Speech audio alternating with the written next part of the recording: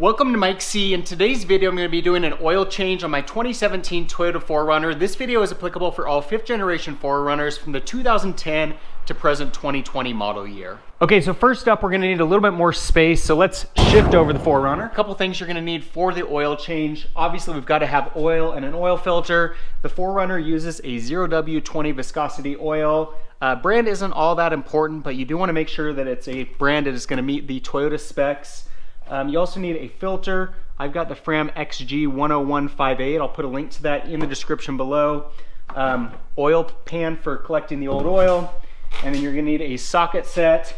And then you also need this little adapter that will fit the oil filter canister. So I'll put a link to that in the description below as well. A creeper is gonna be nice for getting underneath the vehicle. And then you don't necessarily have to lift the vehicle up, but having a floor jack and jack stands will help you get a little bit of additional clearance underneath the vehicle. So it's also worth noting that protective eyewear and gloves are a good idea. For the oil change, the first step here is that we've got to remove the skid plate, and then there's a little plate back here in the back that also needs to be removed to access our drain plug. The filter is under the skid plate. So to remove the skid plate, there's a little plastic cover up here in the front. It's easier if you just get this out of the way. In order to do that, we've got 3 10mm bolts up here in the front, 2 in the back here, and then a little plastic clip. Best to use a flathead screwdriver to get that off. Just kind of pry it out of place. And then with that out of the way, I already loosened these 5 bolts with my socket wrench. We're gonna pull those off and then get this plastic cover out of the way so that we can get full access to the skid plate. So with the last 10mm bolt out of the way, plastic cover's removed. Now we've got to remove 4 12mm bolts from the skid plate. We've got 2 up here in the front and then 2 in the back. And then once you get those removed, there's these little metal clips up here that actually hold this, and so it will kind of swing down. This is why I wanted to get the plastic cover out of the way. It makes it easier to line those up, see where you're working. It is one extra step to remove this, but I think it makes the process overall a little bit easier. So with that, we'll get these 4 12mm bolts removed and then get that cover plate in the back.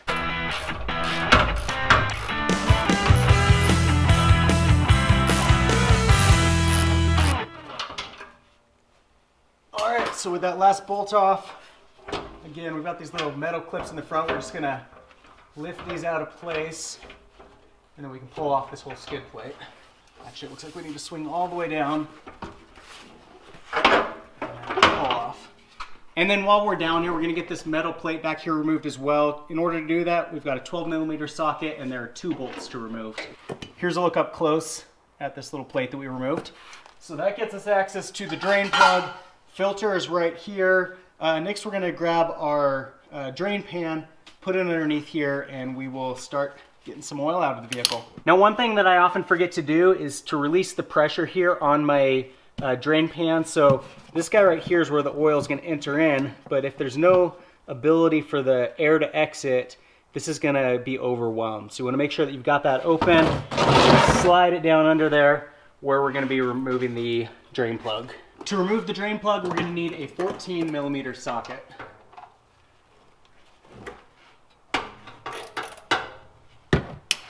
This is that step where gloves are especially nice to have on. And be ready to move your drain pan in case the oil doesn't drop straight down on you.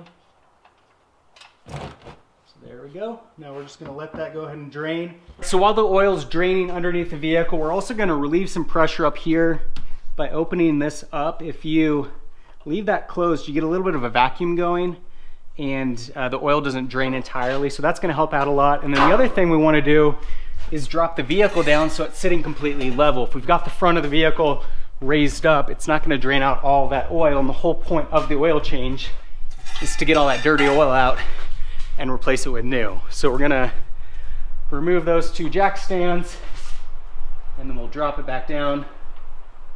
And again, you'll see that the oil is picking up just a little bit with it sitting down there level. So we're going to go ahead and let that drain entirely before we put the drain plug back on and get to the filter removal. So with the oil completely drained, we're going to put this drain plug back in. You get it hand tight first, and then we'll tighten it with the socket wrench.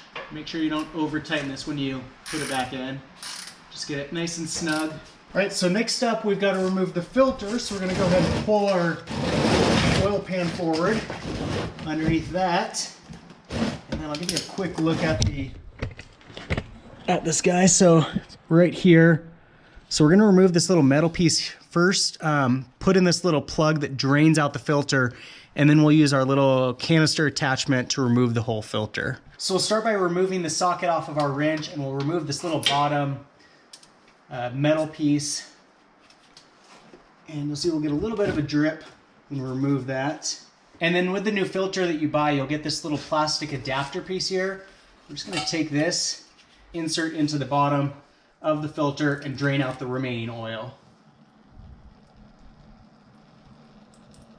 All right, next we'll put our little canister adapter tool on there, and we'll gently unscrew that whole unit.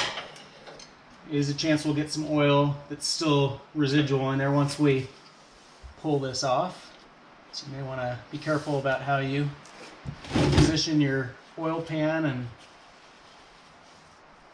orientation of this when we get to the point where it drops off. So you can see there, I probably should have drained that a little further. So oil remediation work is done on my garage floor. What happened is, if you look on the bottom of the filter here, it's got this little threaded piece here. On my Tacoma, the little adapter that they give you actually screws into place until it releases the oil.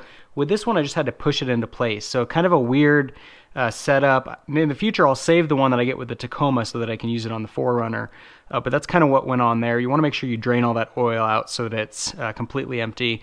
And then once we've got the canister off here, our filter is inside. So we're just going to gently pull this out. We're going to place it on the oil pan. And then it's a good idea to just kind of clean up this canister, get any of the residual oil. It's on the outside. If you've got any on the inside, kind of get that cleaned out. And I had a little bit on the exterior, so I removed that as well. Once we've got that all off, then we've got our new filter that we're going to be putting back on.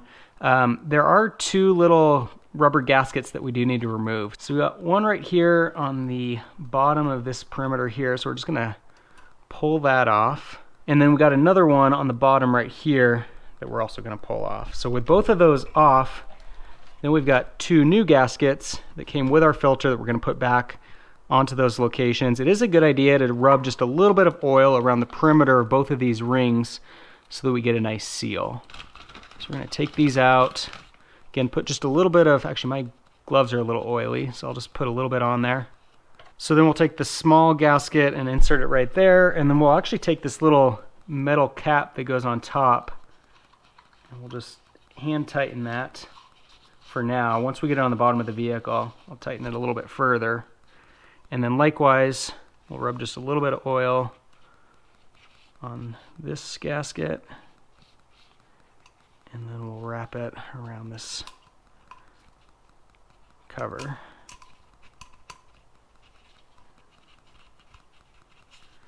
And then we'll take our new filter, and we are just going to insert that guy in there, and it's ready to go. So we'll take this canister and gently screw it on by hand, and then we'll use this adapter to get it on there a little bit more tight. We do want to make sure that we don't over tighten this. Next, we're going to add oil to the vehicle. Highly recommend using an oil funnel for this so that you don't make a mess of your engine compartment. And we're going to need just over 6 quarts. So I'm going to go ahead and add 6 quarts, and then we will check the dipstick to see where we're at, and then add as needed. We'll also want to go ahead and start up the vehicle once we're getting close to that full level, let it circulate through the engine, and then take another measurement. Really key here that we don't underfill or overfill.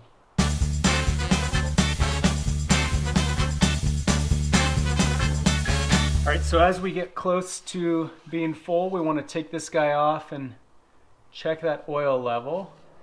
So we'll go ahead and clean that off, and then we'll dip it in. And the goal here is to get our oil sitting right between these two little dots. So it looks like we do have oil in there, so we may actually be at the level that we need to without more than 6 quarts. Let's dip it in there again. We'll go ahead and fire up the vehicle, allow that to circulate through a little bit, and then we'll take another measurement. While the vehicle's running, I also like to check underneath and make sure that we don't have any dripping oil from either the filter or the drain plug. So this is a good time to just kind of get down there and make sure that everything looks good before we put the skid plate and that cover plate back on.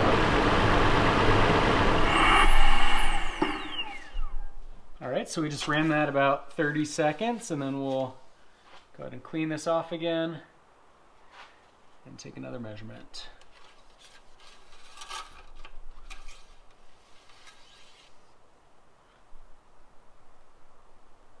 All right, so it looks like we're just over the bottom, so I'm gonna add just a little bit more oil and then check it again. All right, so first up, we'll put this drain plug cover plate back on. This has got two 12mm bolts. Next, we'll put our skid plate back on. Start by getting these two clips at the front in position. Again, this is where having that plastic cover off is gonna make your life a lot easier. And once we've got those in position, we're going to hand tighten these 4 12mm bolts, and then again we'll tighten them with the socket wrench. So with the skid plate back on, next step is to put on this plastic cover. We're just going to take this front lip and slide it under the front bumper, and then we've got our 5 10mm bolts that we're going to screw in. I'll get those hand tight first, and then we'll tighten them the rest away with the socket wrench. And we've also got that little plastic clip that goes in the center back. We'll do that one last. All right, once we got all those 5 on there, then we've just got this last little plastic clip. We want to pull down on the bottom piece all the way, and then we'll line up this hole and just insert it, pop it into place, and then once it's in there, just push that little tab in. And we've got everything put back together down here. Next up, we need to remove this pesky maintenance required reminder. In order to do that, you want to make sure that you're in trip A down here. If you aren't, you can use this little lever right here. Just push on that until you get to trip A. And then we're going to turn the vehicle or the ignition off, and then we're going to turn it back on, and we're going to hold this little button at the same time, and then you'll see that it will refresh the maintenance interval on the vehicle.